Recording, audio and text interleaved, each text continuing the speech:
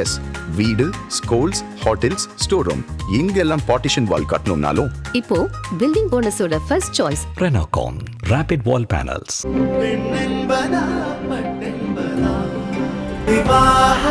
மணப்பெண்ணின் பிரத்யேகமான திருமணம் விவாஹா தி சென்னை சில்க்ஸ்.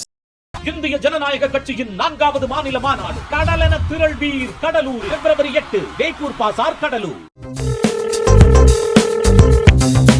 நான் தான் அட்ராசிட்டி ஆறுமுகம் பேசுறேன். எல்லாரும் அட்டன் பண்ணீங்க.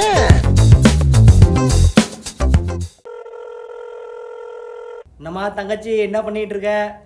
என்னண்ணா ரொம்ப பிஸியா இருக்கீங்க, போன்ல பிடிக்கவே முடியலையே உங்களை? ஆமாப்பா, இன்னும் 1 மாசம் தானே இருக்கு, நெருங்கிக்கிட்டே இருக்குல்ல எல்லாமே. என்னென்ன நியூஸ்லாம் எடுத்துட்டு வந்திருக்கீங்கண்ணா? எல்லாம் முக்கியமான தகவல்லாம் இருக்கு. அது என்ன, நம்ம முரசு கட்சியிலிருந்து தளபதி கட்சி வரைக்கும் முக்கியமான தகவல்லாம் குவிஞ்சிருக்கு. என்னென்னு சொல்லுங்க. என்னன்னா, நம்ம முரசு கட்சி எந்த பக்கம் போவாங்கன்னு ஒரு அப்படியே ஒரு சஸ்பென்ஸ்லயே வச்சிருக்காங்கல்ல.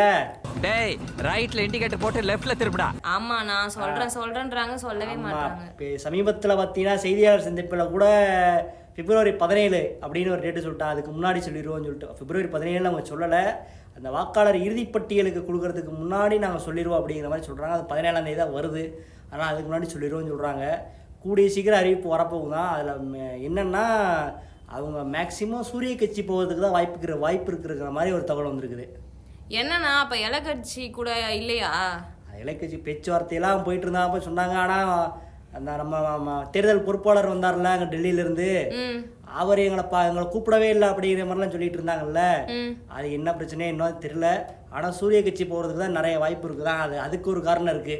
என்ன காரணம்னா, என்னென்னா, சூரிய கட்சி கிட்ட போனாதான் அவன் சீட்டு ஷேரிங் இருக்குல்ல, தொகுதி பங்கீடு. ஆமாம், அது 9 கிட்ட தர்றதா சொல்லியிருக்காங்களா. அதாவது சட்டமன்ற தொகுதி மட்டும். அது போக ஒரு ராஜ்யசபா கொடுக்குறதா வேற வாக்குறுதி கொடுத்துருக்காங்களாம் சூரிய கட்சி.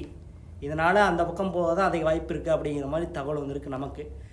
இதான் நமக்கு கிடைச்சிருக்கூடிய முதல் தகவல்.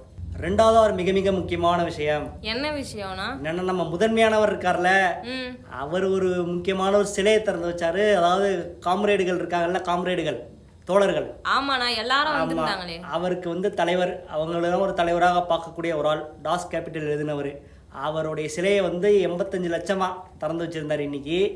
அதில் பார்த்தீங்கன்னா, அந்த சூரிய கட்சியின் கூட்டணி இருக்குல்ல, கூட்டணி தலைவர்கள்லாம் நம்ம தாய் சிறுத்தையிலேருந்து, நம்ம செல்வமானவர்லேருந்து, காம்ரேடர்கள்லேருந்து, அப்புறம் நம்ம பம்பரக்காரர்லேருந்து எல்லாரும் வந்துட்டாங்க. முக்கியமான எல்லாரும் வந்துட்டாங்க. ஒருத்தர் மட்டும் வரல.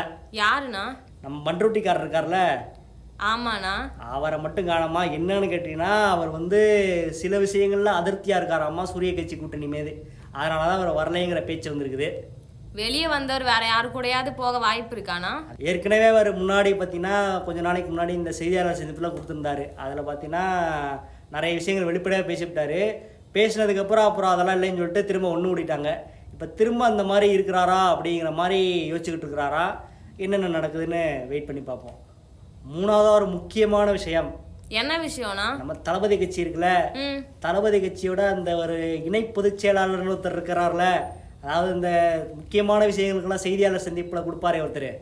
பிரஸ் மீட் அவர் தானே, எல்லா எக்ஸ்பிளனேஷன்லாம் அவர் தான் கொடுப்பாரு. ஆமாண்ணா, இலைக்கட்சியிலேருந்து இங்கே வந்தார். இலைக்கட்சியில் இதுக்கு முன்னாடி லோட்டஸ் கட்சியில் இருந்தார் அவரை பற்றி என்னண்ணா நியூஸு? அவர் முக்கியமான ஒரு தொகுதியை குறி வச்சிருக்காரா. சென்னையில் நிற்க போகிறாராம் அவர். அதாவது சென்னையில் நம்ம பெரம்பூர் இருக்குல்ல, இங்கே பெரம்பூர் தொகுதியை அவர் குறி வச்சிருக்காரா. அந்த தொகுதியை நான் இங்கே நிற்கலாம், நல்லா இருக்கும் அப்படிங்கிற மாதிரி சொல்லியிருக்காரா தலைமை கிட்ட. வேற யார் எங்கெங்க நான் நிற்க போகிறது? இப்போதைக்கு தளபதி கட்சியில் இவரோட லிஸ்ட்டே தான் வந்திருக்கு. அப்புறம் இன்னொன்று வேறு கிளப்பிட்டு இருந்தாலும் தளபதி இங்கே நிற்க போகிறாரு, அங்கே நிற்க போகிறாரு, வீணு எந்த ஊர் பேர் ஆரம்பிக்குது அங்கே தான் நிற்க போகிறாருன்னு சொல்லிட்டு அந்த மாதிரி அரசல் புதுசாக நிறைய விஷயங்கள் போயிட்டுருக்கு. அடுத்தடுத்த அப்டேட்டாக ஒவ்வொன்றா வரும். Wait and watch. நான் தான் அட்ராசிட்டி ஆறுமுகம் பேசுறேன். எல்லாரும் அட்டன் பண்ணீங்க.